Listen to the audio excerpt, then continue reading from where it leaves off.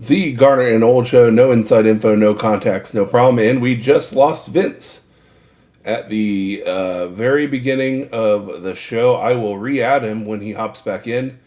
No idea what happened to my man Vincent. We were just talking literally seconds before the broadcast started, and then he dropped out. I'm sure he'll rejoin.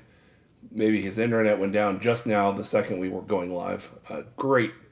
It's awesome. Thanks always work out so well. Well, welcome everyone to the Garnet Old show. It looks like Vince is back. I don't have any idea, Vince, what the hell happened as we were going live, but you just dropped out at the exact moment we went live. Yeah, I don't know. And you know what Google Chrome does too? It goes, oh, snap. Oh, snap. You need to reload. And I tried to reload and it kicked me out again. So a little restart action. You know how it is in the tech world. A little restart refreshes yourself, refreshes your life when you do a restart. You know what else could refresh you, Ryan?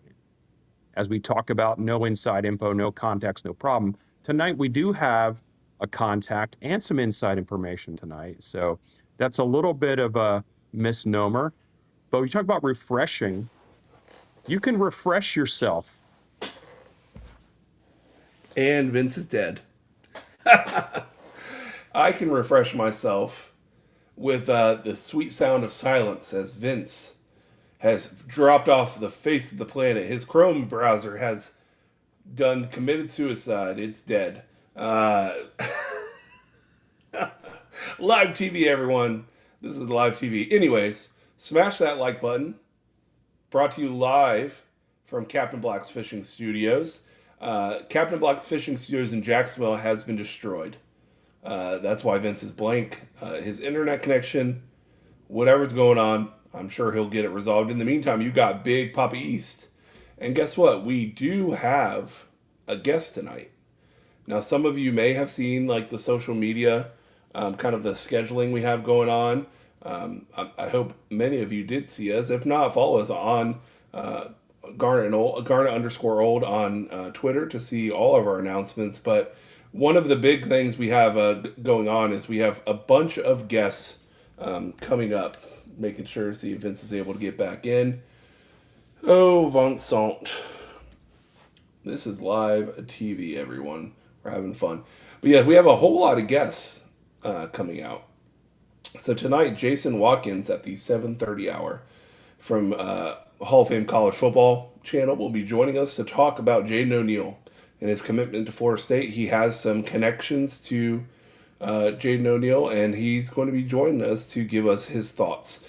I do want to, since we're going to drop Vince out of the scene temporarily, shout out the people already watching live, just like you can. I want to say hi, Brett Taylor, like button smash. Appreciate you, brother. Peter Shields watching, go Noles, and ready for a good season. I agree. I agree. Now look at see all kinds of weird things are happening. I think we are cursed. I think there's a curse right now on our show. My background just went blank. Now you guys know it's not a real background, as if it wasn't obvious. But Vince is joining again from the depths of hell. I don't know what keeps happening. He's gone again. I'm going to shoot Vince a message real quick and recommend, hey, you're going to want to join from your phone. Man, Garnet Old struggling right now. Struggling. Anyways, one thing I do want to talk about, and if Vince joins and he comes back in, great. The climb video. I was listening to Jeff Cameron this morning, did a segment on the climb video. And if you guys haven't seen it, go on the Seminoles YouTube channel and watch the climb video. And he had some thoughts on it today on his show. I did watch the climb video. I have a different reaction than Jeff did. He kind of had the feeling of, and by the way, Jeff's a great guy. He's been on our show before. Really cool guy. To meet him in real life, to work with him. But he had some opinions on that climb video of it being kind of, like government-run sponsored TV, where it's like Florida State has this ultra-sanitized version of what Florida State is, and I get it. I get where the angle he was coming at, but I have kind of a different take on it. Any of those shorts you call them or TV shows around football teams, they're always sanitized. Like Hard Knocks is sanitized quite a bit, I'm sure, from a lot of things that can happen. The quarterback show, right? So a lot of these things are made for TV. They're made for fans of a team, fans of a sport to get a peek and get to know players. I think the end goal of the climb videos is simply to get you to form a relationship with the players on the team. And if that's their goal, then I think the climb videos have been great. The goal is to get you to feel connection in the world of the portal where everyone is coming and going, sometimes by the minute, by the second. We've lost that sense of, I'm getting to know a player over a 4-year period. Now it's they come in, I might have 2 years with them, most. So I think the climb videos are intended to get you connected to the people and the personalities, and to give almost like if you were watching a video version of the little pamphlet they give you on the first game of the year that gives you the rundown of the players and who's on the team. So I don't get bothered by it being highly controlled or edited or anything like that. I think it's good to at least get some personalities, and that's exactly what this climb video did for me. It showed me kind of outgoing personalities and some alphas on the team from a personality standpoint, which I like, especially coming off last year, and it gave me a chance to get to know the defensive staff too. So Vince is back; he is alive. The Captain Black's fishing studio is devastatingly bad. But here's what I appreciate about Vince: the master of pivoting. I've Right? got Brian. I've got multiple backups running here. You have I two could have. headphones on right now. You have two pairs of headphones. I do. Oh You have yeah, one in your ears. Yeah. this is the one for the sorry. This is the one for the normal setup, which was it failed me today, Ryan, and I'm not sure why. Um, but I've got the iPad as the backup, which is running great currently, and I also had my phone available if I needed to do that. So So was who it was knows it what's going Chrome on? or But is it the yeah, computer? Chrome kept crashing. So and I You got to use rebooted the whole Edge. machine. So you know how it is. But Edge for the hey, I'm win. back. I'm back. And you handled all the Captain Black stuff, I'm sure. I did. Um, I I heard you said talking. Captain Black Fishing Studio in Jacksonville has been destroyed. Is what I said, literally. That's right. It is literally. I think it's the aliens have arrived. It's Independence Day. The ship is right over my house, and it devastated us. So, but I heard you talk. I heard you talking about the climb, and I didn't get the whole beginning of it, but I think I got the gist of what you were saying. Um, I haven't watched this new episode yet, but I will say I listened to Jeff Cameron today, and he was pretty vocal about how over the top it was. So Oddly critical. yeah, well, not oddly critical. He's pretty much a straight shooter. If he thinks something is kind of Hokey. squirrely, he will say it. So, but I'm looking forward to watching that to see if I have the same vibe. Did you get the same vibe from that?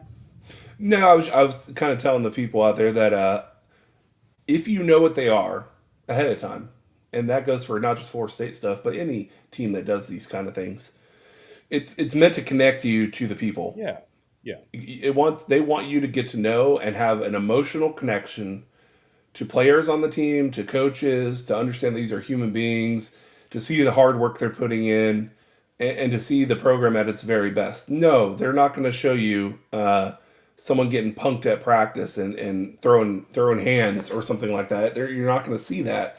right. Uh, They're going to leave that give for you the show. best side, right? They're going Yeah, to they're give you going to the give you best the best side of it. side, and as long as you know that going in, it almost.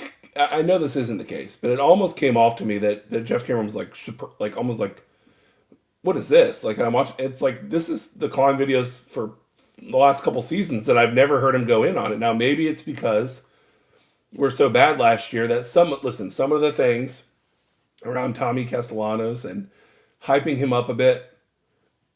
I get it to be like seems a little embellishment, but yeah, They want you to be excited about the new quarterback. They want you to believe that this can be a completely different year. I Yep. think the coaching staff, just my take on this, Vincent, I want to hear your take. I have a feeling from the vibe of the coaching staff, including Gus and company, that they think that this won't just be a mild turnaround, that this team will be a contender.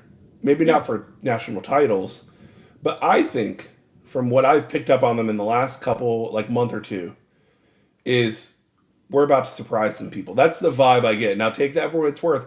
Mike Norvell had multiple positions last year going into the season. He said we're the best he's ever had. And then the offensive line was garbage, and it was if that's the best he's ever had. So I get it. People are going to say, okay, we'll see, and I agree, we'll see. But the vibe I'm getting from them is not one of kind of tamping expectations and saying, hey, 2-10, we know we have a lot of work to do. We know we got to get better, and we got to. No, they're kind of putting the pedal to the floor and kind of like hyping that this team could be even better than we can think of. Well, and one of the reasons I think that's the case, Ryan, is because 2-10 is ridiculous.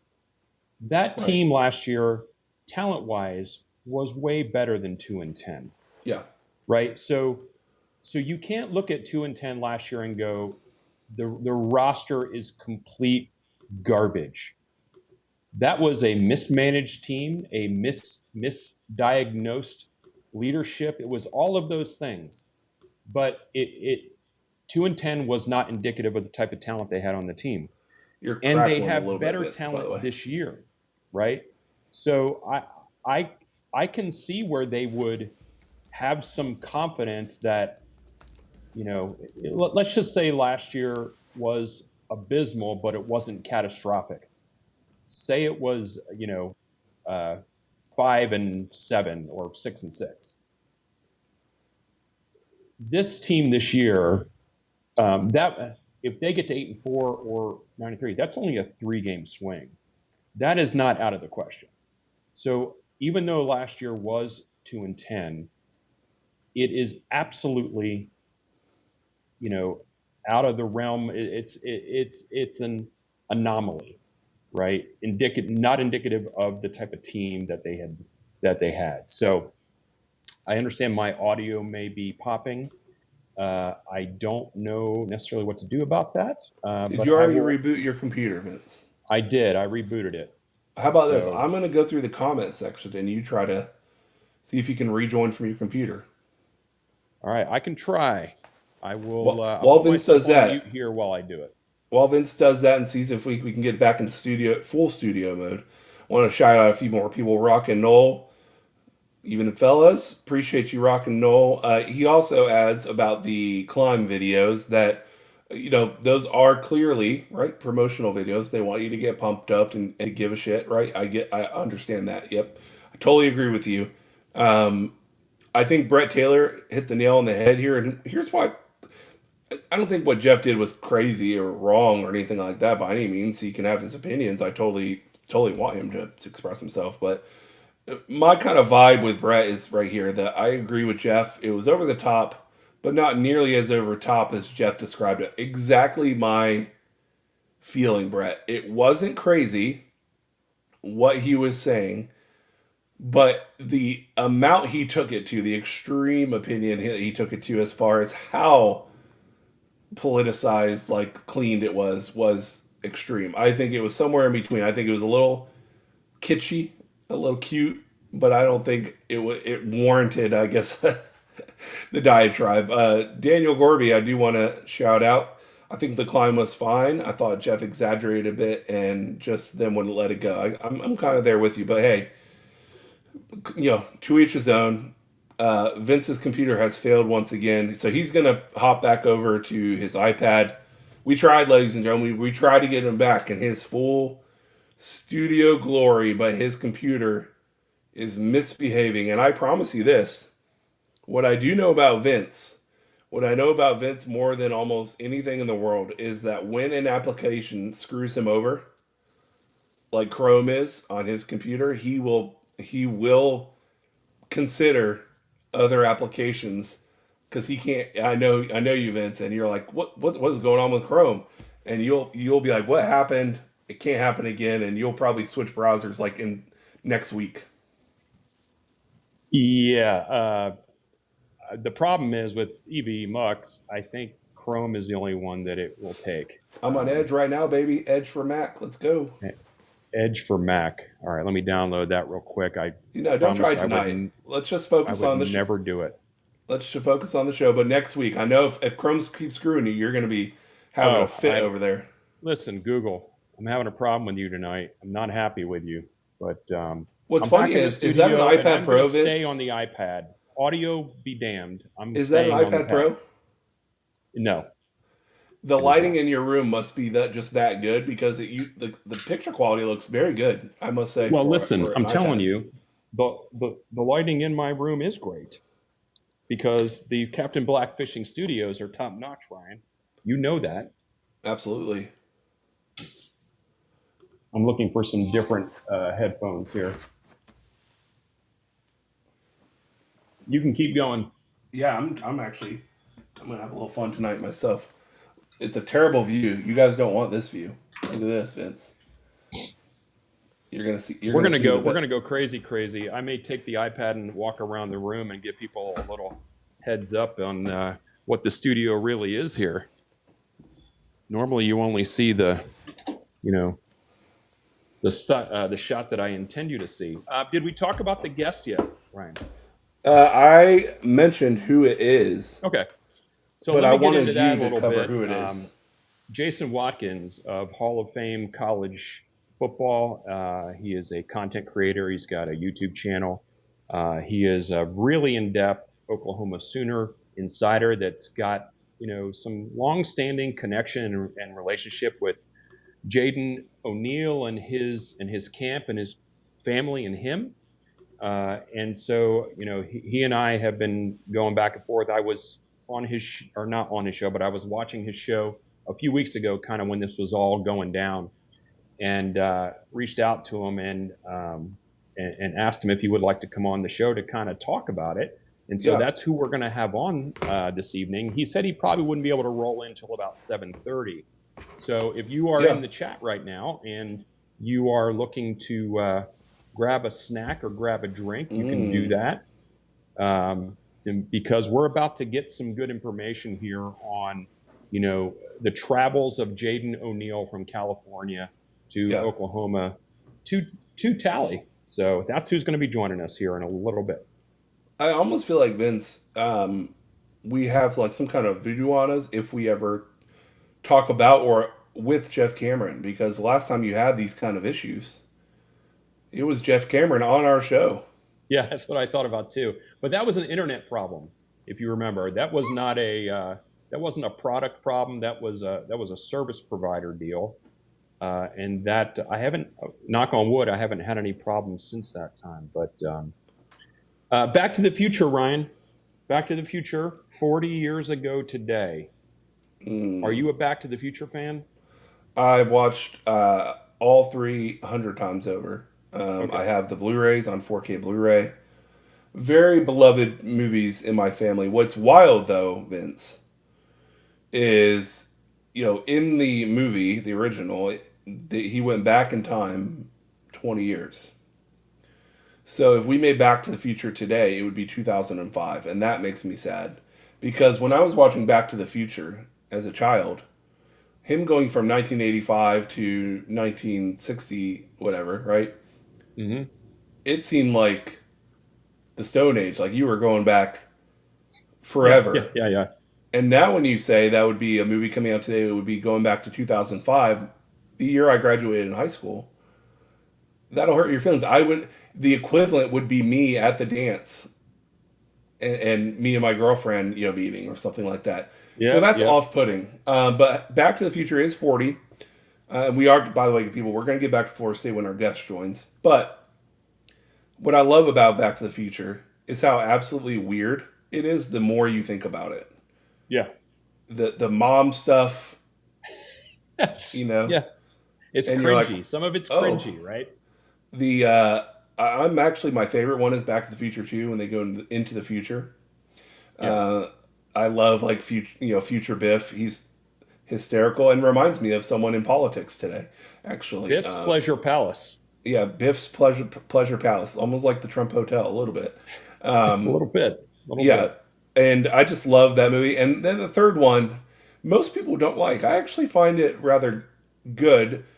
The problem I have, Vince, with the third one is that some of the makeup and like prosthetics were laughable, and the fact that in none of these movies does anyone be like, man, that person, that's a different person in this timeline, looks exactly like the other guy I saw when I was like Marty McFly going back and hooking up his parents again. Right. And his parents not being like, why does our son look like Marty McFly growing up?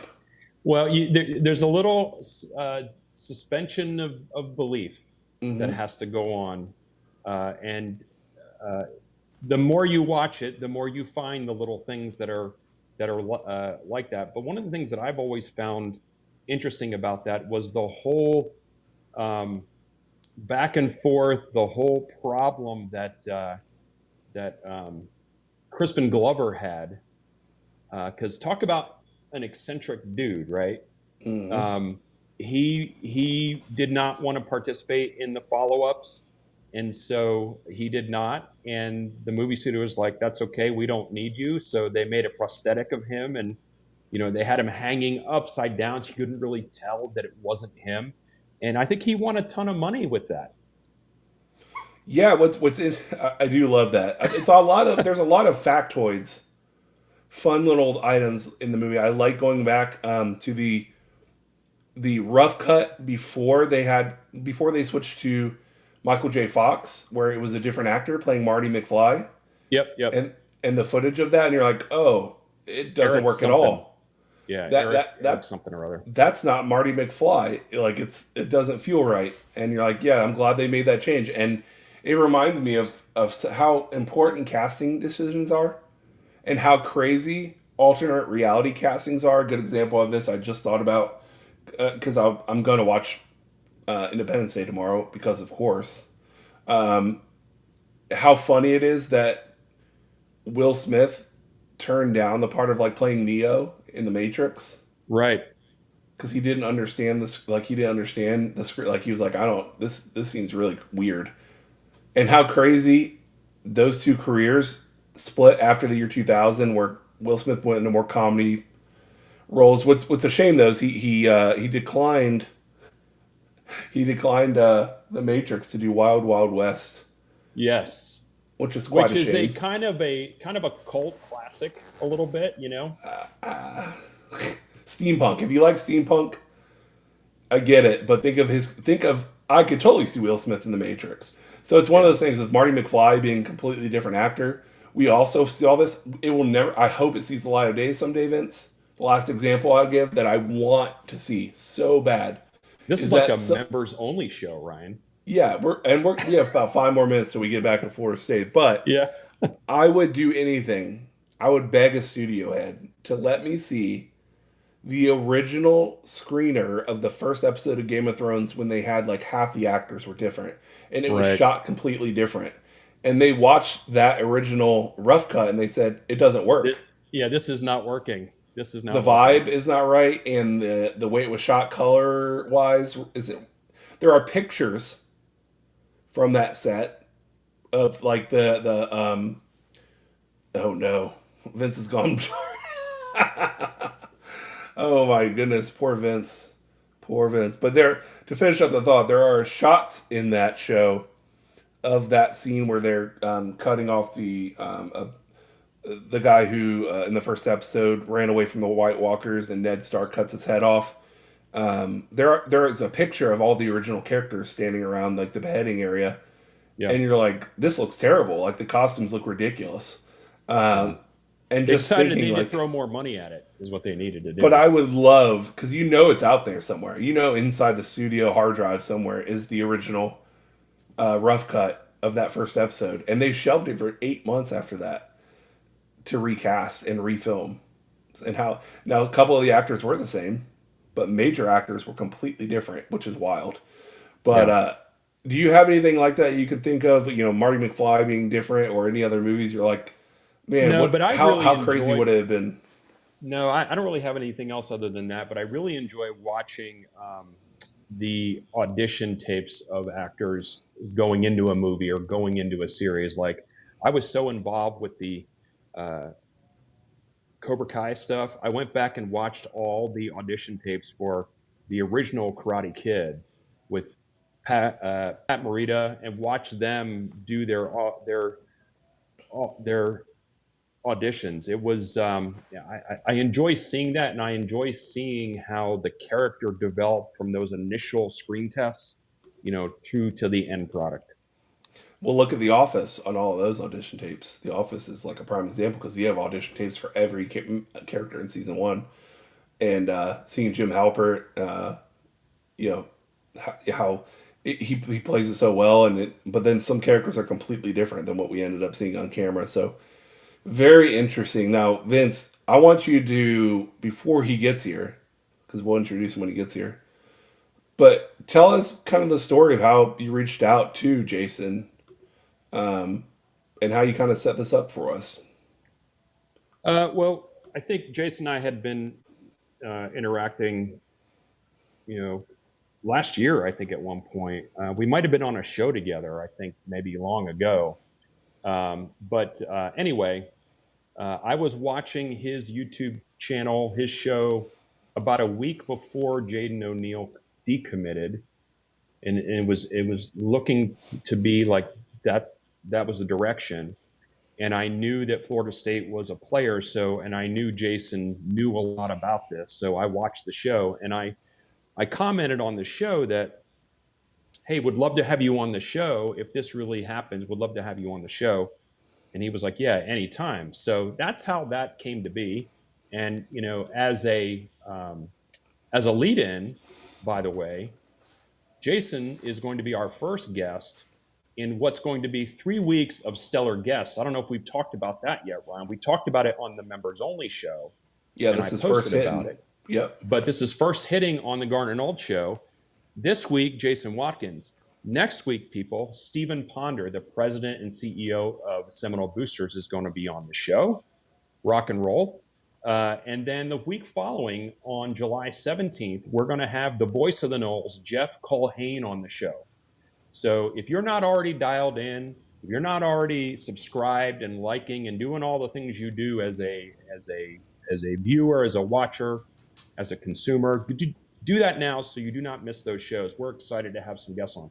And I am working on some additional guests, Ryan. I haven't told you about those yet, but I'm working on some additional ones. I really want to fill out the complete month of May. Jason Watkins tonight, Stephen Ponder next week, Jeff Culhane 2 weeks from tonight. And then Jimbo. No, I'm just kidding. Yeah. But no, Viz, that's fantastic. You're working the phones. You're getting. We might have to scratch out the no connections. From our tagline. If this continues, if we reach it to the big time, as it were, big time for Big Cat. Let me tell you something, Vince. I am excited about right now. Yeah. College football 26. I have to mention to everyone out there. We also talked about this on the members only show, but FYI, for people who pre-ordered the deluxe edition, which yours truly did, it'll be out Monday. And the great thing about the PlayStation is it pre-downloads it 24 hours ahead of time, though you can't open it. And that way, on Monday, when you wake up and you hit the turn on the power button, there it is. There's the game ready to go.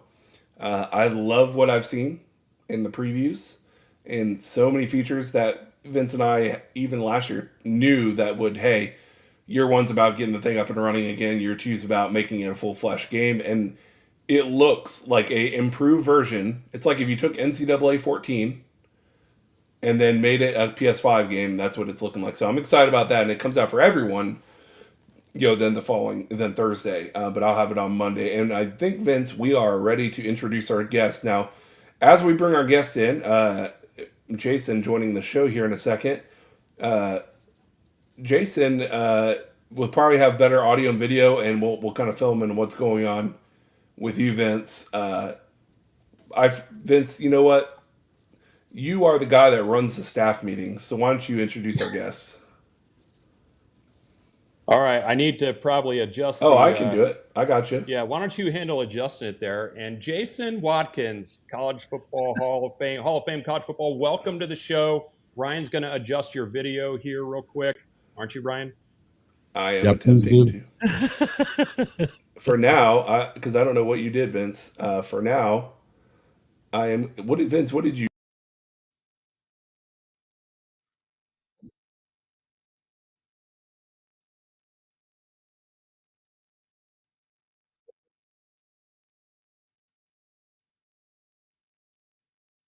Yeah.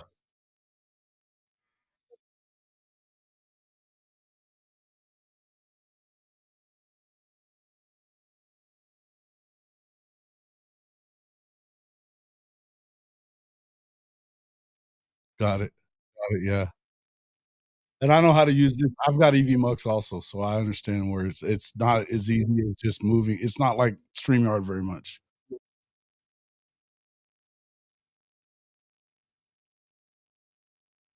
Yeah. Ooh.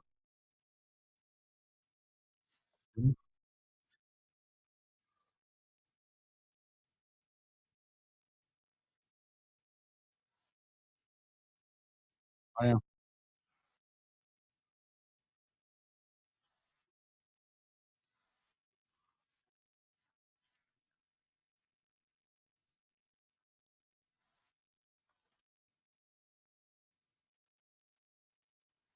Yeah.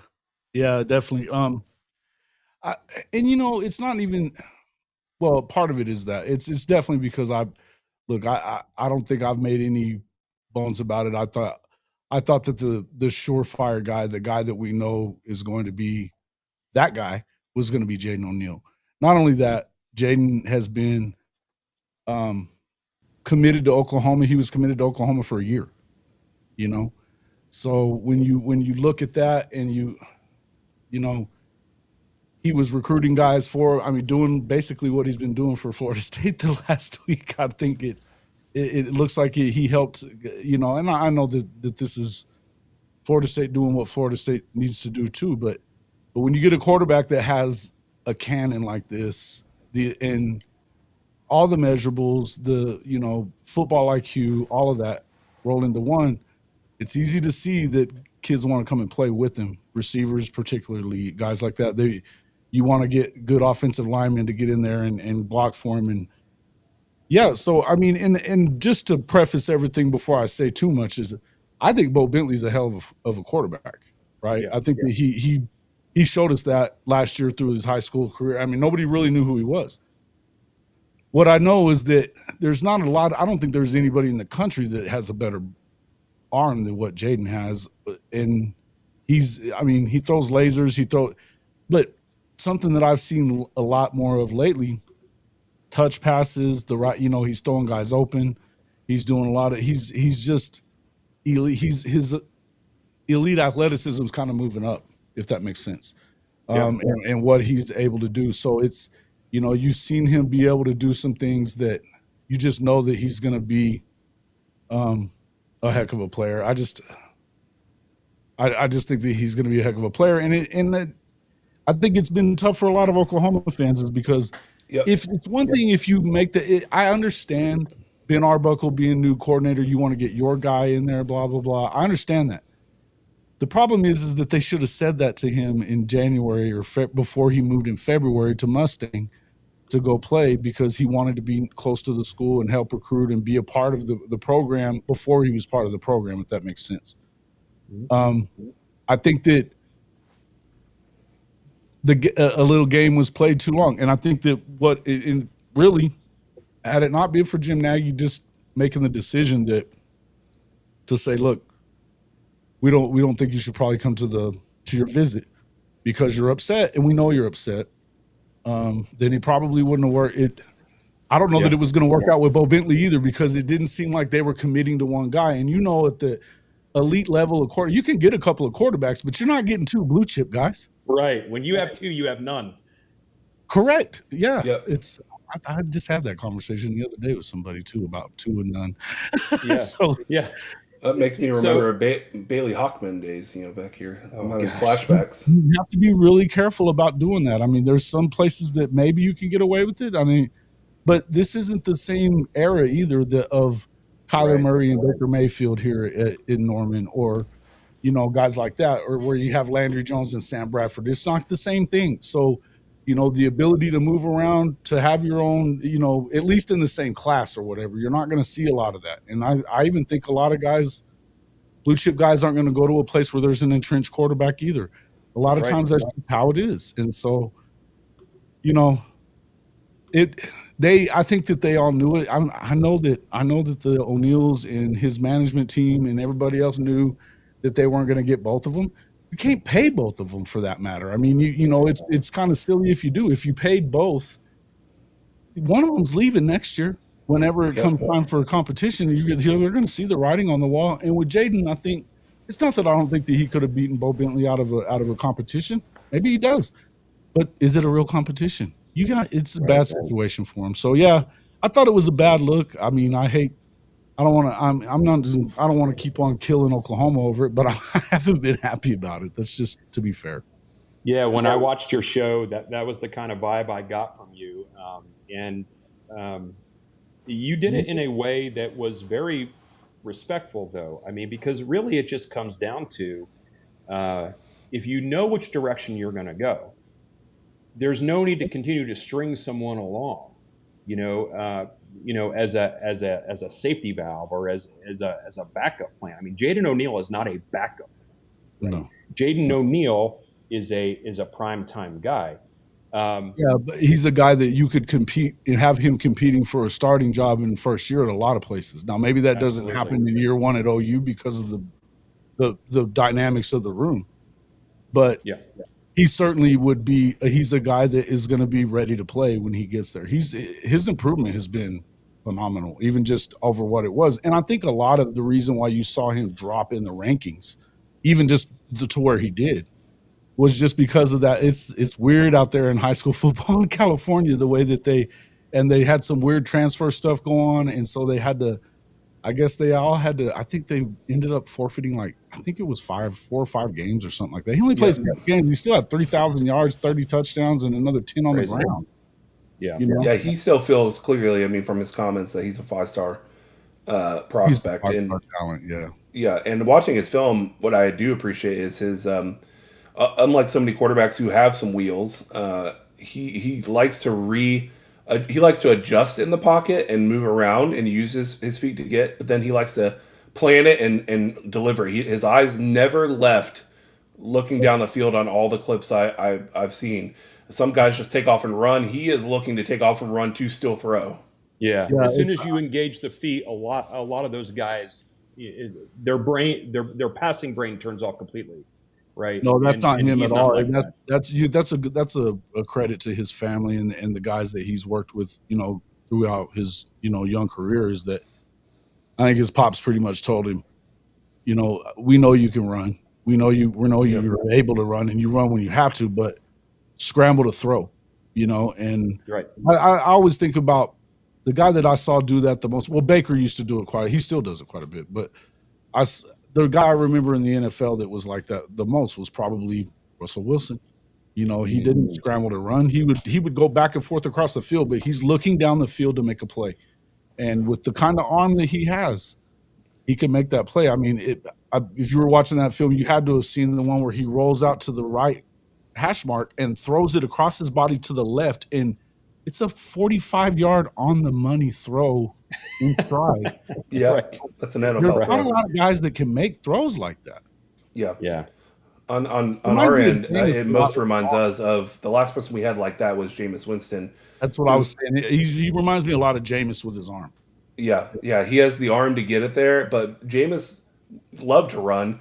I mean, we have highlights of him running, but he really liked to avoid the sack and then throw it down the field for an incredible play. Sometimes, 30 touchdowns, 30 interceptions as a buck, So, yeah, he had some trouble moments too, but he was always looking to make a play downfield. Well, he Jason, won a national championship and played for another one. I mean, he had a heck of a career at Florida State.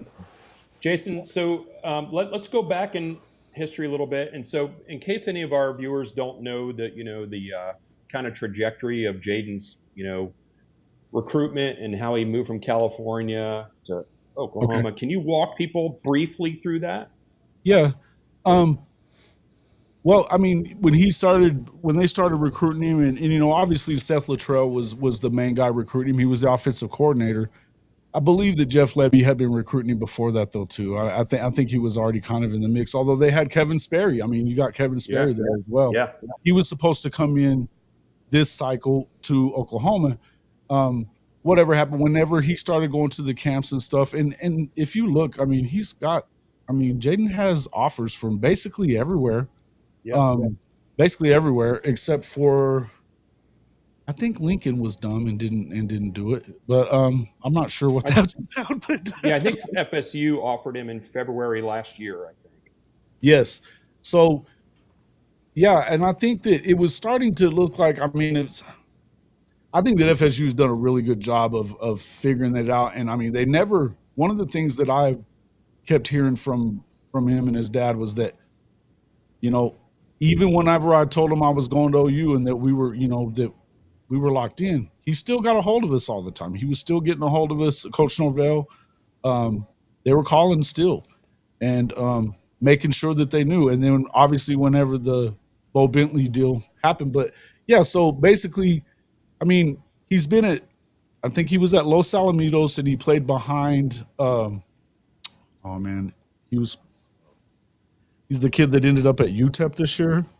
Went to SC, then he was at Boise, and then he's at UTEP. It's Malachi Nelson. Okay. So he was Malachi's backup, and then he went to I'm trying to remember the name of the school. Anyway, he ended up going to somewhere else, and then whatever happened, but Narbonne is where he played at this past season.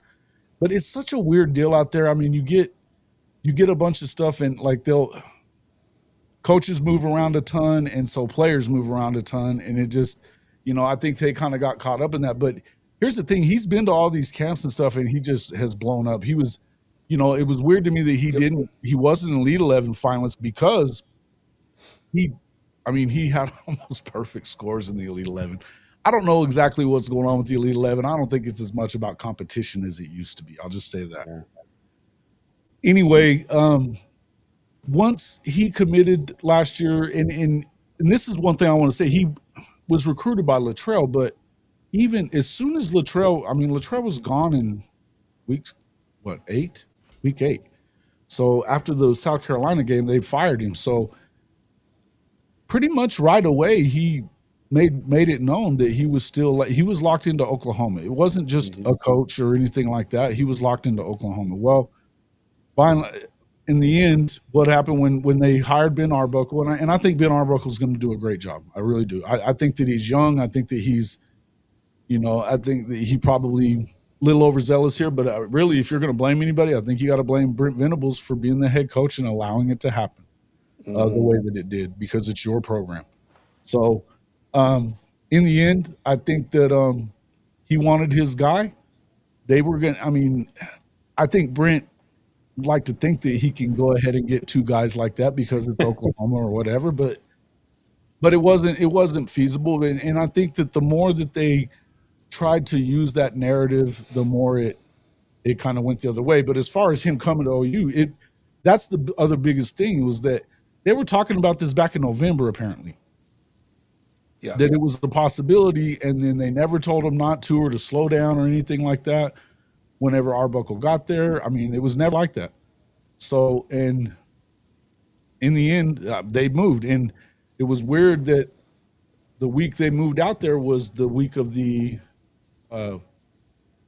which one is it? One of those big recruiting weekends that they have, Future Freaks is what it was. And he thought he was going out there. Ended up he didn't go because I think they felt like they weren't invited, and Bo was there. So there was definitely a lot of writing on the wall. They stuck with it though and wanted to be there the whole way. And the day that they were driving to Florida State from their flight land, I think in Jacksonville or wherever they were. Yeah. Venables was on the phone with them. I think Nagy was on the phone with them. I think, There's just a lot of miscommunication, though. But that's why I think that's a big problem. And this, if I have a problem with Oklahoma, it's that, look, if you want to go your own way, that's cool. Just say that before they move, preferably. But even if after they move, even if it's after they move, don't string it along as long as you did. Yeah. And thankfully for the O'Neals and for Jaden, I mean, that FSU was they wanted him as bad as they did and didn't move on as well. I mean, I do want to get into, Jason, I think one of the biggest things that FSU ended up being a good landing spot when things kind of went south in Oklahoma is the fit in Gus Malzahn offense. It has to be considered, right? Because when you're looking at coming to Florida State right now, you're not going to be in a traditional, quote unquote traditional offense. You're going to be in very much that heavy RPO, focus, run heavy offense. Now, what's cool is Gus' offense. He's had guys that can't throw for a lick but can run around. You think and Nick almost Marshall, won a national title. Yeah, but then he's had some other guys, of course, coaching people like Cam Newton, who generational, right? And so, how do you think he fits into Gus Malzahn's offense? I think that's the concern. If anybody has one, I'm not talking about his camp. I think they're all in on it, or they wouldn't be there. Gus did a good job, from what I understand, of convincing them that they're going to do things. And he talked about some of the. I mean, obviously Cam Newton. I mean, my dog here could have probably coached Cam Newton to be the number one pick. He was that guy. But that being said, whenever you look at who's the guy the next year that he had as the coordinator there, and he ended up going like number 2 the next year. And I mean, it's a first-year guy in their system. He comes out and goes number 2. It's not like they just run the football.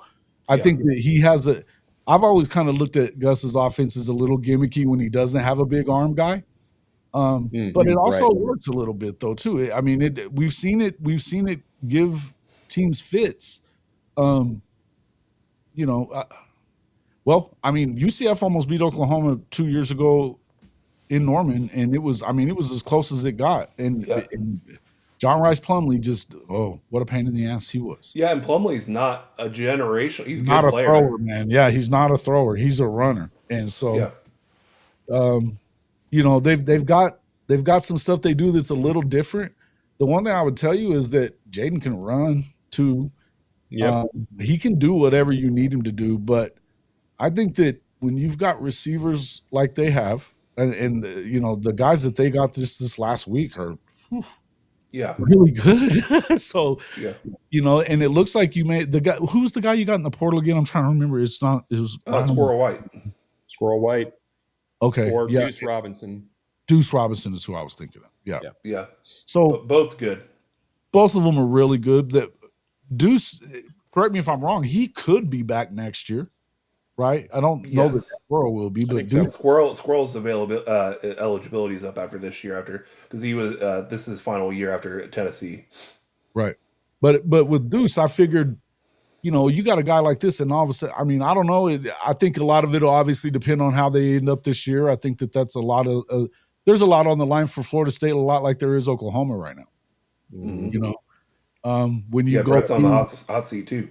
I think he is. I don't know how hot it is in compare. I mean, and I don't know how hot it is for Norvell whenever they just gave him the money. It's hot. I'm sure it is. But Ryan says it's real hot. It would have to be a catastrophic year. It would have to be 500 or less for him to get fired this year. Yeah. See, I think that's what it is with Oklahoma too. You're hearing a lot of people saying 8 wins or else, but when you look at that schedule and you look at the fact that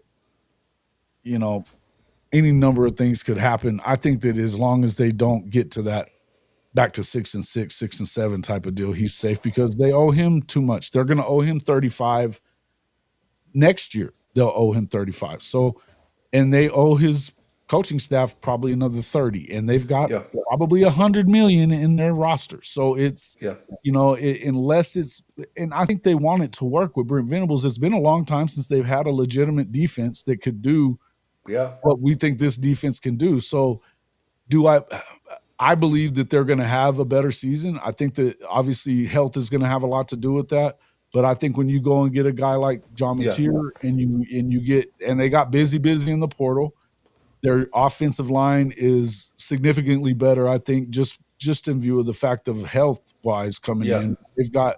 They got guys that wouldn't have probably played last year that got experience in SEC football because of the injuries. So I think that they're getting it figured out with their training room. Some of the things that have been concerns, and look, they just got some dudes. I think their defense is one of the best in the country, if not the best. Their defensive line is unbelievable. So I don't really see him being in that much trouble. I think there'll be some people that'll be pissed off if they don't get to the playoff. But I think that if he wins 7 games, he's definitely safe.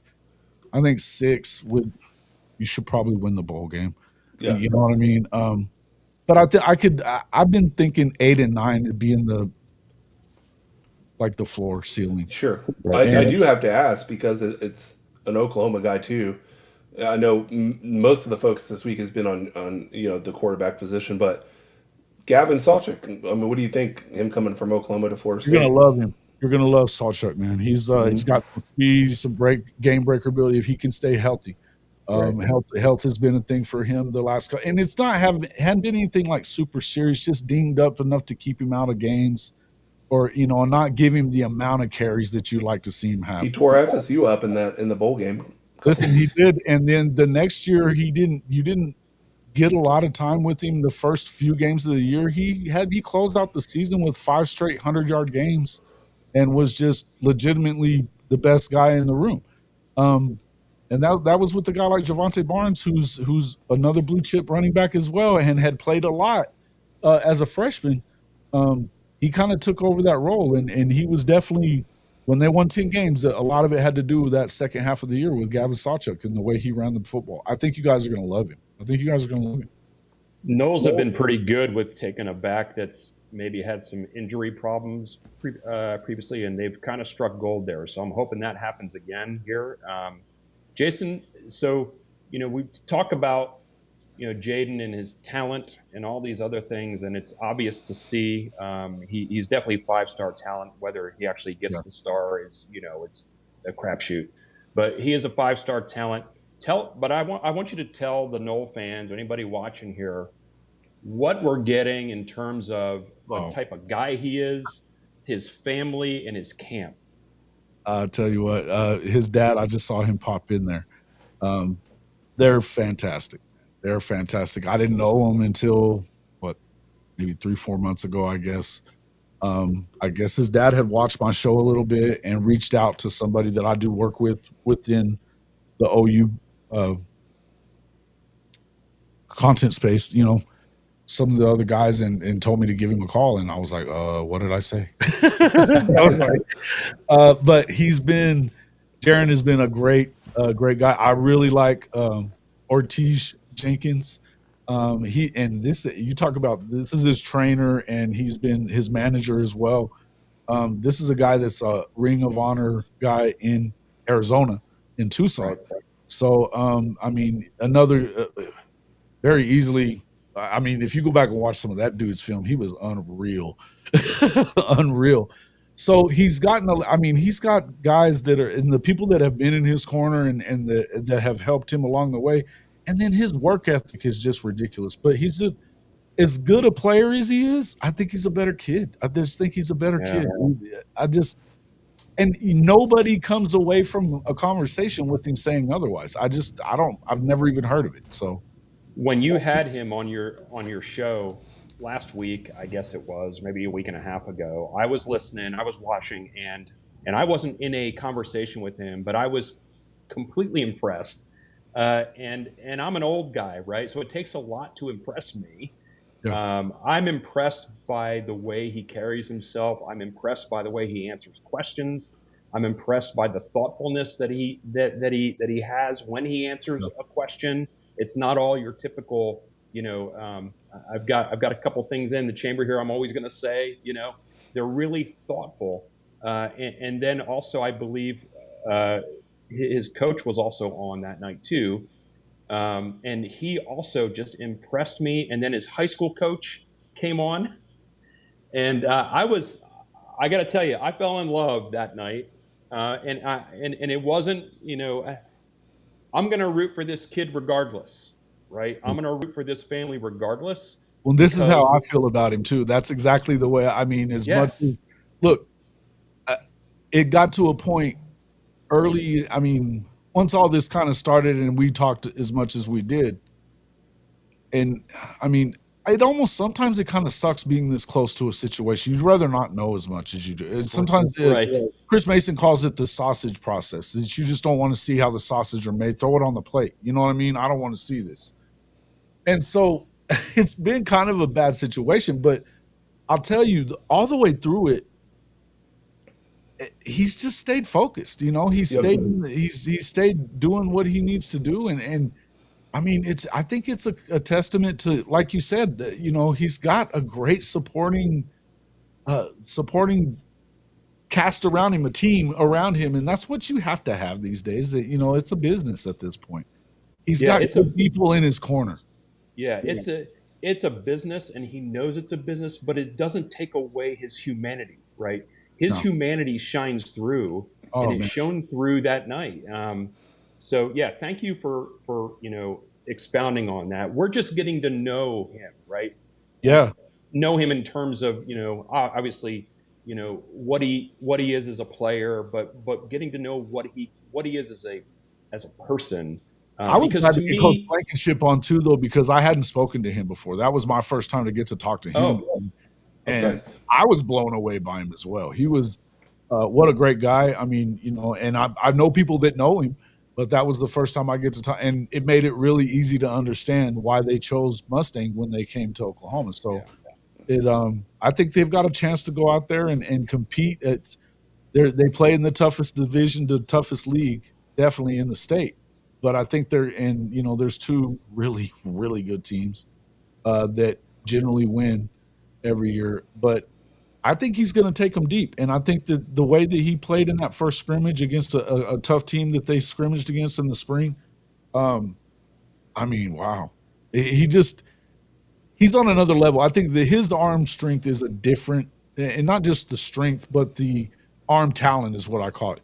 Yeah. Being able to throw guys open and that football IQ, all of it goes in together and stuff. And you just don't see him miss throws. You just don't see him miss throws. And you don't see him real rattled. He's kind of leaned up a little bit and put more muscle on already. It's just, I think that he's coming into this thing, and it's a good situation for them, even though they're in Oklahoma and they're from California. I think it's a more stable situation than what they're used to with California high school football being what it is. And so I think he's got an opportunity to really flourish. I don't think it really matters what his ranking is by the end of it, but I think you could see him move up, because I think that when they get some more film on him, they're going to remember, this guy's that guy. So I think you got a good one, man. I really do. I just think that, like I said, I as much as I'd love to see him in Crimson and Cream, I told him real early on in this, man, I just want to see you go somewhere that you can excel and do your thing. What do you guys think about Gus Malzahn, though? Well, I already asked you guys this. So I think Vince and I are not on completely separate pages here. I'm not saying that, but I think I'm definitely higher on the Gus Malzahn system as a play caller. I think when he can focus on just play calling, he is in the upper 20, 25 minds in college football on. I'd say he's better. I'd say he's a better coordinator than a head coach. I'd agree with that. Yeah, and I think when he doesn't have to worry about all the other, I think he's super awkward with the media. I think he doesn't really enjoy doing handshaking and booster events and all that stuff. So to put him in a coordinator seat and just let him do what he loves to do, which is coach one side of the ball, is important. But most importantly, I think he takes other rosters that were not as talented as Florida State's, and he makes the most and will kind of really mold his playbook around, which is what, as FSU fans, we were so frustrated with Norvell with last year, is that after 4 losses in a row, right, you have to change something, and he didn't change a thing in his off. Like, if you watch Florida State, it was like bashing your head against the wall. Yeah, it like almost like he was saying it'll work at some point. I'm just going to keep running my plays. And what's weird about that is we had just seen in the ACC championship the year prior, where without Jordan Travis, we run a wildcat offense the entire second half against Louisville and win the ACC championship without Jordan Travis, and we're all sitting here like, to take Willie Taggart's line away from him, do something, make any change, make any adjustment, and he was just dead set on, hey, you know what, DJU, until he got hurt. I think it was a few other things, but it's DJU, and we're gonna run this playbook, and it will at some point it has to click, right? And it was like, no, it's not. So Vince, that's my top level views. Yeah, with Gus Malzahn, I'll say, kind of piggyback off what you said. He's going to get the most of what he has, and I think that's going to happen. And when he does have elite talent to play with, he can take a team to the title. He can. And so what I was worried about originally they was that they almost won a natty, his second or third year as the head coach at Auburn. So yes. What I was worried about to begin with was, Florida State's already been struggling with getting elite wide receivers to come to the school. Yeah. And then you've got Gus Malzahn, who's not necessarily known for a throwing offense. Sure. And with Mike Norvell struggles with, not necessarily getting quarterbacks, because he's gotten quarterbacks, but getting quarterbacks, in, developed, processed through the system. And so what happened with Jaden, I kind of feel like that was like the dam breaking a little bit. It's like the chicken or the egg. Who's going to come first? Is it going to be a quarterback or is it going to be wide receivers? But luckily and thankfully, and I know Jaden O'Neal is in the chat here, I'm so thankful that Jaden and you and your family put your trust in Mike Norvell, because I think it's going to go really well. And because of that, the wide receivers that came in, as a result of that, between the chicken and the egg, Jaden's the chicken. The chicken came first. Now the eggs are coming. So I think it's going to play out really, really well. And with that kind of elite talent, I think Gus Malzahn is going to do great. You got to have paired with Chroma coming in as running back freshman year. Highly. I mean, Chroma we stole from some of the other people out there that wanted him. So he surprised a lot of people by sticking with FSU despite last year. Pairing an O'Neal with a Chroma in the backfield, I think is an excellent combination. Yeah, it's gonna be fun. I think that. Yeah, I mean, you're looking at. I mean, the Devin Carter pickup was so big, and I think, I like Xavier Tiller. Wow, you know what I mean? Another one of those really good, dude. A 6'5" tight end that catches footballs the way that kid does. That's a great security blanket to have. But yeah, I think, going and getting Bennett as well. I mean, Jason Lopez, I like these guys, man. They've got some players. And so, and then you add in a guy like Chroma, like you said, yeah, listen, we know that Gus likes to run the ball. And so if it can allow you to be balanced in your attack, it's definitely going to push you a long ways. I've always thought that, I don't know how much different I thought that they were between the two of them, Norvell and Gus. They worked so long together already. So this is nothing new. So to me, like I said, I'm not the biggest fan of his offense, but I've seen him do things with it too. But again, you've always had to say that no matter who he was back there playing quarterback, they generally have a good year at doing something. Maybe it's not throwing all the time, but they certainly run the ball well, and they get something out of their offense. So that whatever it is, he's not sticking square peg round hole, which we saw a lot of that last year with Seth Luttrell. It was stupid. It was one of the worst offenses I've ever seen in my life. And coming off a year before when you're a top 5, it was just crazy to me. We're Oklahoma and Florida State, aside from the win total being even more embarrassing for us, actually very similar stories last year where, I mean, we were undefeated. We played you guys in the bowl game at, the year prior to the That was a hell undefeated of a campaign. football game too. Yeah, it was That fun. was. The That Pop-Tart was. and everything, the Pop-Tart mascot and everything. It was great. But, in Cheddarton, that was the Cheez-It Bowl. Yeah, the Cheez-It Bowl. What was Prince Yeah, the Chedward? Cheez-It That's what it was. Prince Chedward. Chedward. It's one of those things, like we were so confused last year because we're coming off an undefeated season. Now, if you are watching Florida State like we do, the undefeated season, even with the preeminent talent of Keon Coleman and Jordan Travis on the team, the cracks were already forming. The offensive line, we didn't run the ball real well at all. And the main difference between Mike Norvell's offense and Gus Malzahn, Gus likes to do a lot more motion, a lot more eye candy going on in the backfield, and then he goes much faster between plays. Yeah, Gus, if the wide receiver's not moving on a Gus Malzahn play, it's not Gus Malzahn's offense. And then the speed. Mike Norvell is never a go fast guy. Like Vince, I can name on one hand per game how many times we rushed the line and snapped it. Right. Yeah, I mean, definitely up tempo. Yeah. I'm trying to summarize the comments here in the chat, and a lot of them are basically saying there was no way we were doing anything with the O-line we had last year. Comment after comment, comment are all related to the same thing. It kind of started in the game over in Ireland, the Georgia Tech. It looked like you had opportunities. You had some drops. You had some different stuff happen, and then you were getting the line wasn't holding up for running backs or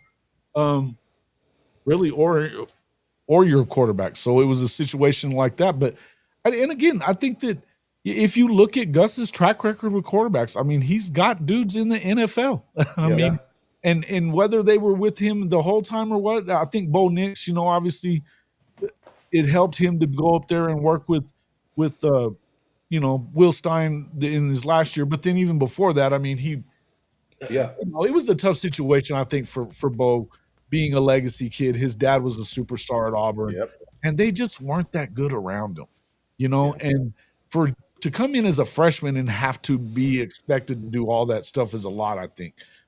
It worked out pretty well for him, though. Obviously, being a first-round pick, the talent was definitely there. You don't just get guys like that because of legacy, though. Yeah. You have to know. And if you go back and you look at his quarterbacks, there's a lot of them that have been in the NFL. So Dylan Gabriel? Yeah, I don't know that I would give I'd give Dylan to Gus because he was more of a I was trying to slip it in, Yeah, nice try. He's more of a Josh and Levy guy. Yeah, right. But Dylan, and you know what though, Dylan was another one of those guys that he's just a leader. You know what I mean? He doesn't have the biggest arm in the world, but he'll run and he'll do what he's got to do. Jarrett Stidham, not bad in the offense either. I forgot about Jarrett Stidham. Was really good. Absolutely. Yeah. Well done. Yeah. Yeah. And Jaron saying that, humble family who loves us, who loves us, and truly blessed to be where we're loved and not just tolerated. Yeah, throw that up. Yeah. Love that. And again, shout out to him. He's done such a great job with his son, him and Jaden's mother as well. They've done fantastic work, and they're super humble. They just, I mean, I think today, I talked to Jaron a little bit earlier, and I think today they were just spending time doing stuff around the house. And I mean, you don't see him. I mean, he plays a little bit of golf here and there and does some stuff like that. I mean, just a great kid, and he's getting ready for this season, excited about this season, and loving his teammates. And so, man, I don't know what else to really say other than you got a 5-star family is what you got. I think you got a 5-star family. Whatever his ranking is at the end of the year, I could give a crap about the stars. I think that these guys, these coaches, and these general managers, and the way things are changing so much, I've never really thought a whole lot about what the stars are, because I mean, there's a lot of guys that are all pros that were 3-star, 2-star guys in college. So it is what it is. I think that I would put Jaden, up against anybody at quarterback in the country, And, I think there's some really good quarterbacks in this class, but I think that he's certainly one of the best ones. You guys got a great one. Yeah, to your point, Jordan Travis, 3-star high school. Absolutely. Yeah, hey, look, Baker Mayfield was a 2. Had to walk on ice. You know what I mean? So yeah, I think the ranking system has its place, and I think more often than not they're pretty close. But there are plenty of stories of people that, because they weren't seen enough or whatever, fell under the radar, or what have you, or maybe the team that they're on doesn't allow them to showcase what they could really do.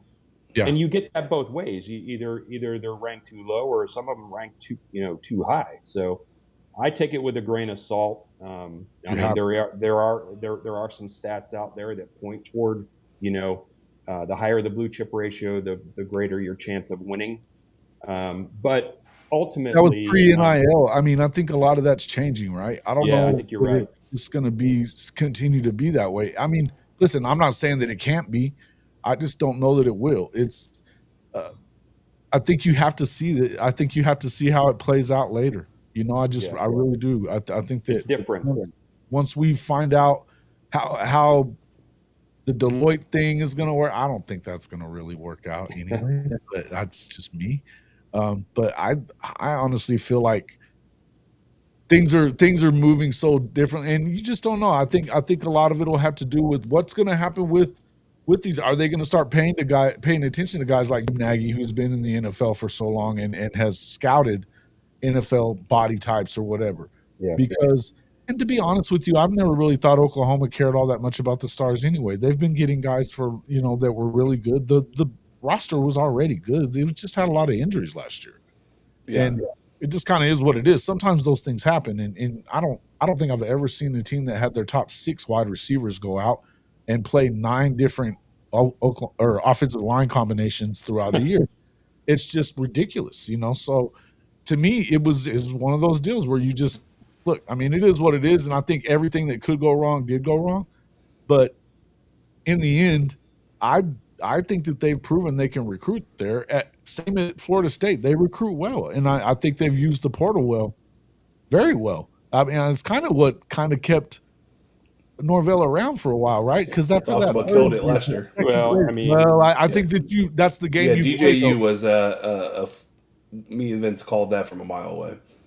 Yeah, but here you go. I mean, he starts his career and COVID happens. I mean, he's dealt a bad hand from the very beginning, so he has to find a way.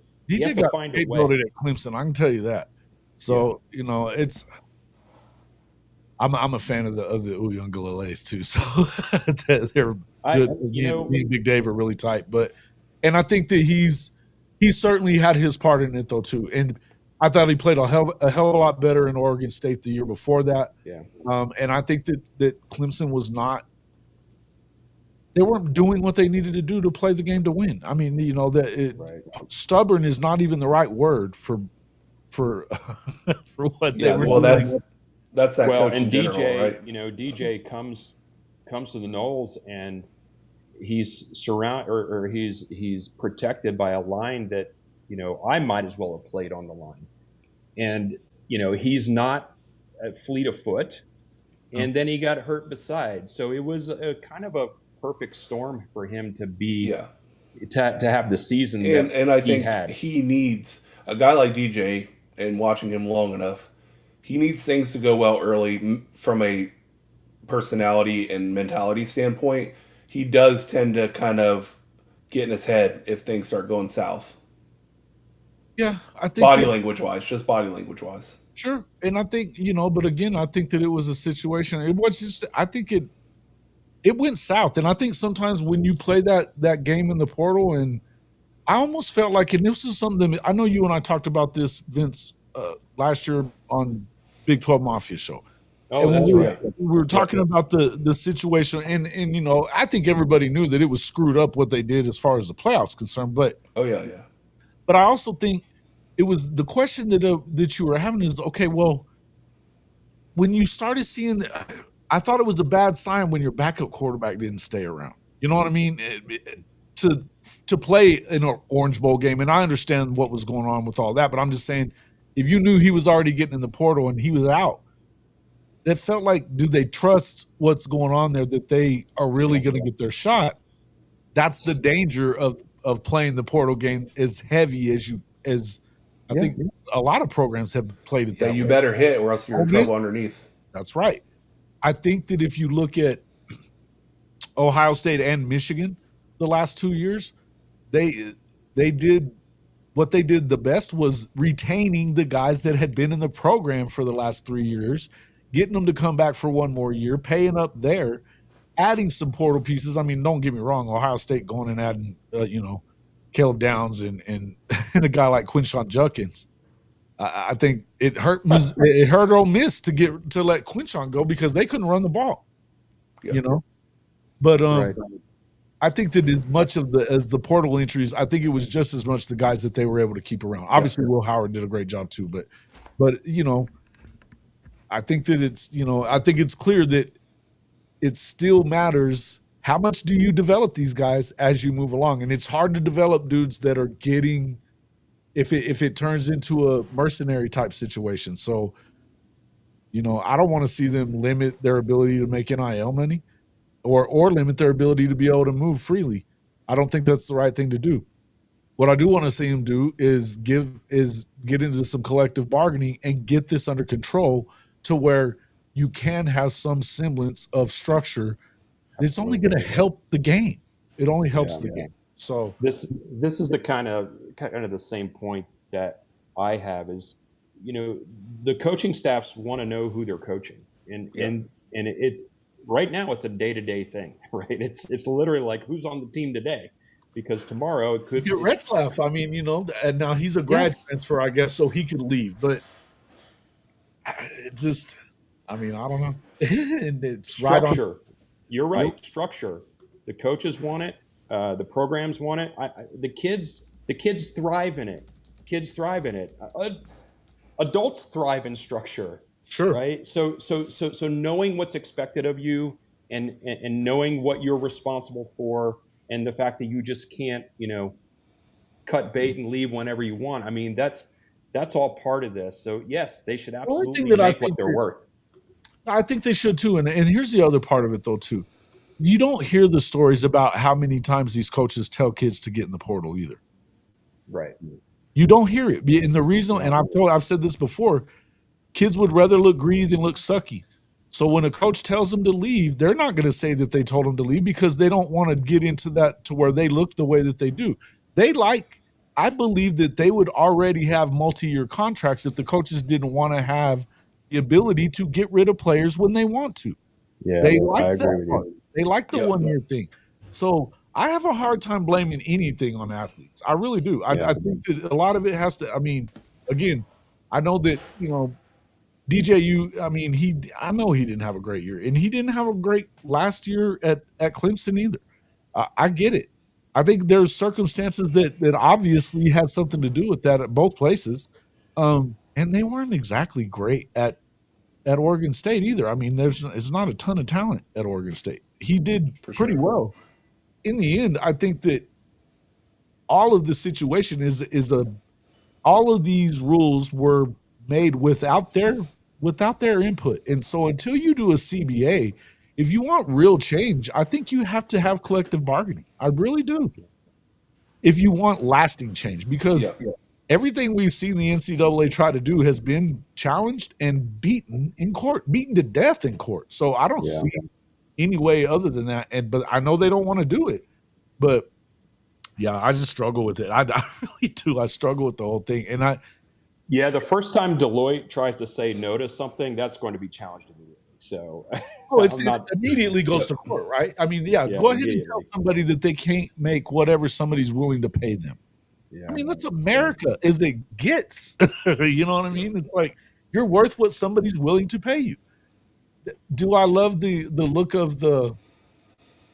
I don't know. It still looks bagmanish or whatever like that. But hey, you know what? I think people should more embrace that than they. And I always tell Oklahoma fans, stop counting the university's pockets. Stop it. You don't have to save their money for them. They're fine. Right. You know what I mean? So relax, they'll be fine. But and again, because I don't think we get the whole story hardly ever. For sure.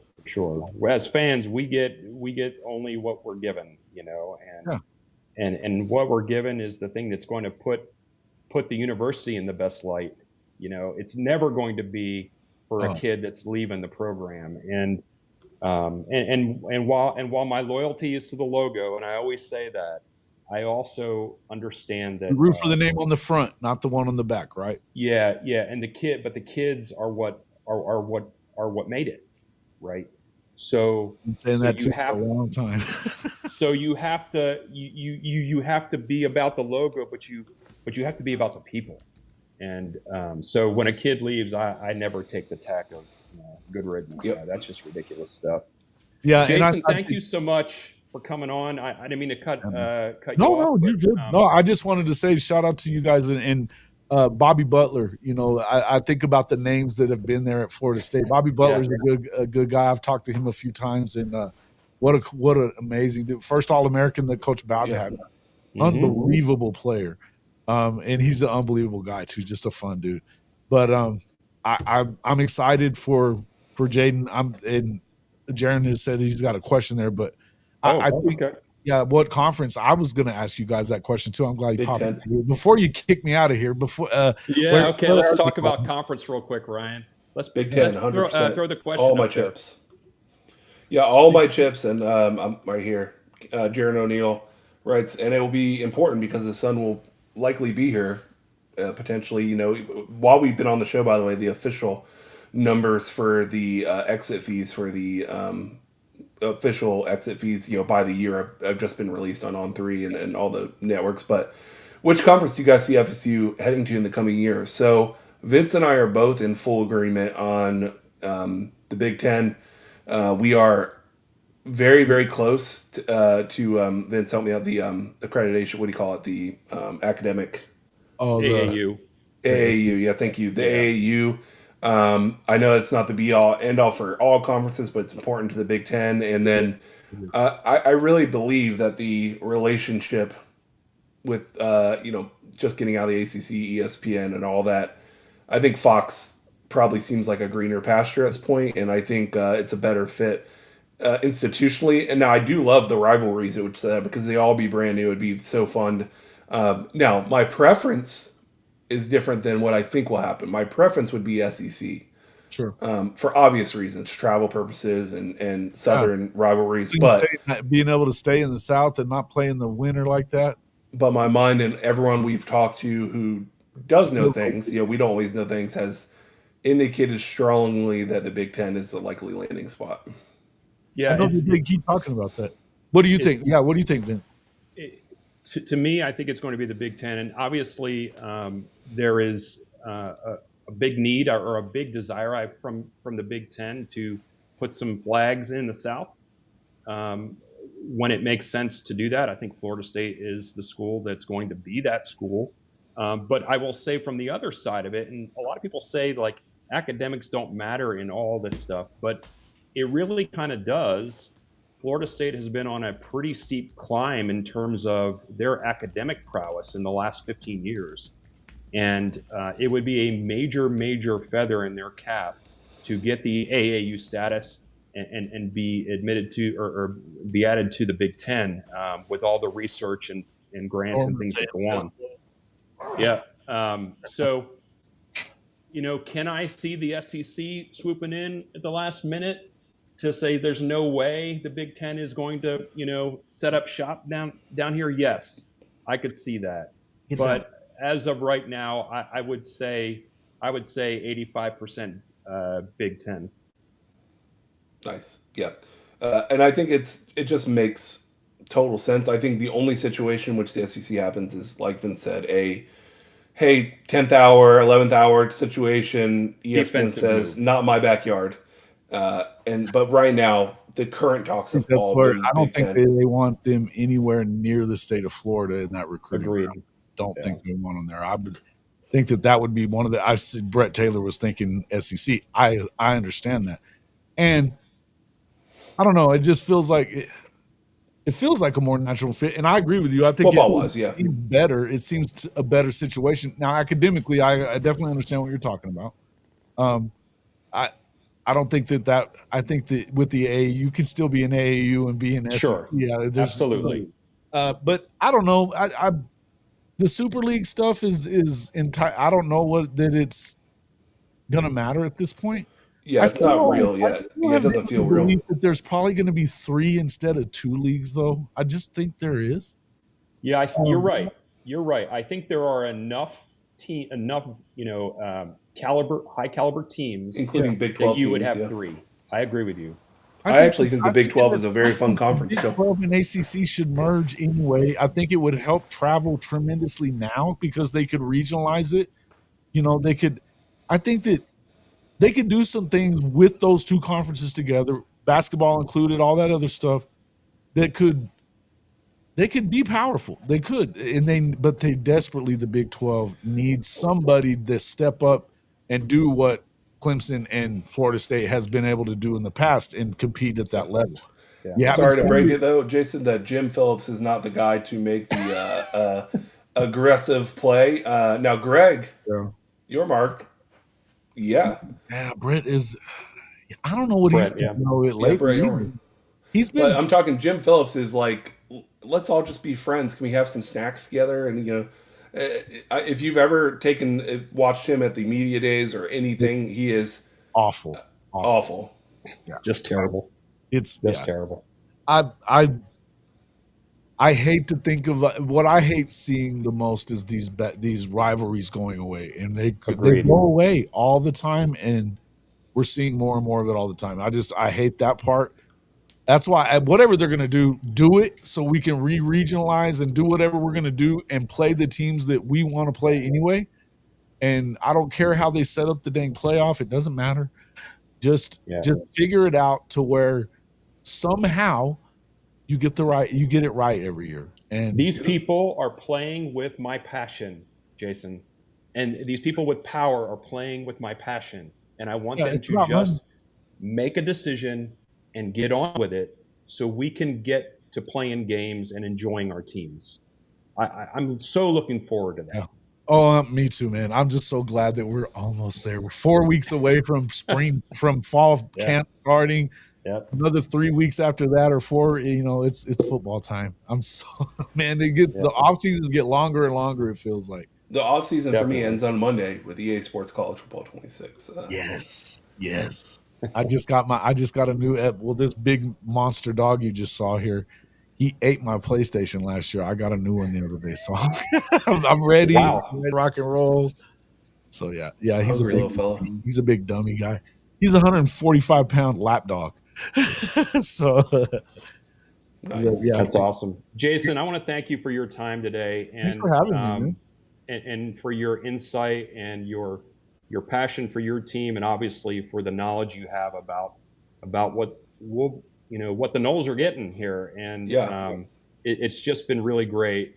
And anytime you want to come on, let me know. We'd love to shout out your channel too. And shout out your channel, exactly. Yeah, it's Hall of Fame College Football. It's at HOF-CFB right here on YouTube. You can find me at JW_HOF on Twitter as well. Pretty much find me anywhere. But I mean, we do 3 days a week in the mornings. We have a morning show.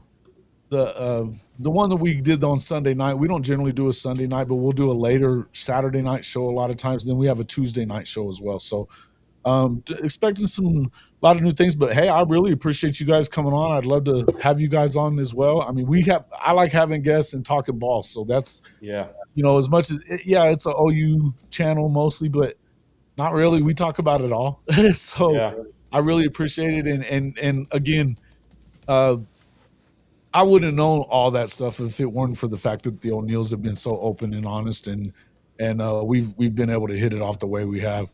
So I mean, that's that's the other thing that sucks about it is that we've been so tight. So it's just I'd love to see him at Oklahoma. It's even more important for me to see him get the right opportunity, and I think that he got that. I think so too. And Jaron, thank you for joining the show here tonight too, and doing comments. You're welcome anytime here. And there's one thing I can say about this show is we are not going to bash players. We never do. We'll speak honestly about Yeah. some Yeah, things we that don't happen. gang up. But we don't gang up, and we're looking forward to talking some positive stuff about this team and Jaden. And I'm looking forward to hearing about Jaden's last season in high school as well. I'm looking forward to hearing about that too. So I'll be Jaron, at a thank lot of you for those coming. games, I'm sure. So yeah, anytime you want to know, let me know, and I'll probably have some films. So yeah, let me know. Excellent. Yeah. Thanks, Jason. We'll see you Thanks, soon. buddy. Have a good one. Appreciate it. And Vince, I want to go all the way back to, I did not forget, friends call me Sean, $5 super chat. Yeah. You guys working on watch parties can't be be Alabama, Clemson, UF, and Miami. I'm not allowed in public during those games. So here's the thing, Vince. I actually have thought about, but I don't know. I don't think it'll be a this season thing. I think if we ever get a third person on our show consistently, that's when it would become an option. But right now, Vince and I are mostly at those games.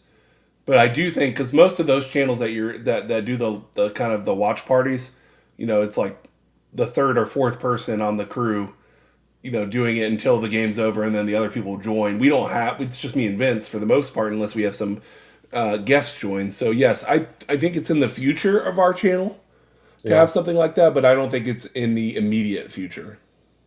Yeah, and keep in mind also a lot of away games that we are going to be doing some live events too. So Ryan and I are often doing those as well, but definitely the home games. Now, last year, I was home on an away game one week, and the wife was, we weren't doing it for the game. She was at work. And I did hop on for like the last hour of the game, kind of watching along. But I think for now it would be more of a, hey, I have a minute. Let me hop on and talk a little bit, and not like a planned thing. But yeah, in the future, I would love to have some kind of element of that. That'd be good. We're always looking for new things to do, and that could be one that's going to be coming. And also, like we mentioned at the beginning of the show, next we're going to have another guest next week. Next week's guest is going to be the president and CEO of Seminole Boosters. Stephen Ponder is going to be on the show. He and I have been going back and forth for about a year trying to figure out when the best time would be for him to come on, and he picked July 10th. And so Vince will have three cameras, 3 computers all set up just in case. He's gonna be ready to go for that one. I know he will be. The iPad saved my stuff. Hey, the iPad works great because the phone is terrible. You always have to do one of these numbers. You got to hold the phone. iPad for the win. After that, on July 17th, Jeff Colhane, the voice of the Noles, the director of broadcasting for Seminole Sports Network, is going to be our guest on July 17th. And I have some more on the back burner I'm trying to get for the rest of the month. So please, folks, if you're here tonight, and you are here because you're listening to this, share this out. Like the show, subscribe. If you want to become a member, you can do that on YouTube. We just did a members only we're show. trying to provide. What's that? Yeah, we just did a members only show for our YouTube members. Went live this past week. So if you are a member, head on over. It should be in the second to last video before this one. And we try to do 2 of those a month for our members, in addition to custom emojis, all the fun stuff that you've come to expect from YouTube membership. And we appreciate your guys' support. I do want to say, Vince, the guest was awesome tonight. He's a great guy. Yeah. Jason was awesome. And hey, let's scratch off. From one night only, I'm going to end the show saying, no inside info, no problem. That's right. No problem. And we'll also thank Captain Black's Fishing, for hosting the studios. You get a different vibe of the studio here tonight. So thank you, John Black, for that. And Ryan, it's all you, buddy. Hey, everyone, screw ESPN eternally and go Noles. And I will add, send Chiefs all the damn time. Go Noles. See you guys. Take care. Have a good holiday. Good night.